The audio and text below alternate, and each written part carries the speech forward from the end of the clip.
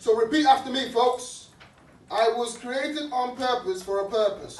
I was created on purpose for a purpose. I am not an accident. I am not an accident. I am unique, oh. I am unique, oh. I am needed. I am needed. I am necessary. I am necessary. I am special, oh. I am special, oh. I have the right to be here. I have the right to be here. I carry something that this world needs. I carry something that this world needs. It's important to understand this, folks. We have to understand this. Because sometimes you got to talk to yourself. Life sometimes is not a straight line. You will sometimes have days that are quite tough. And in school, I know that social media, all this stuff around us, some days will be quite tough. But you have to talk to yourself in those down moments. Even at my age, you still have times where, you have to talk to yourself. Because sometimes what's around you doesn't look like what you see. And the vision God has put inside you. And you're like, how is all this going to happen? In those moments, you talk to yourself. You speak scriptures over your life.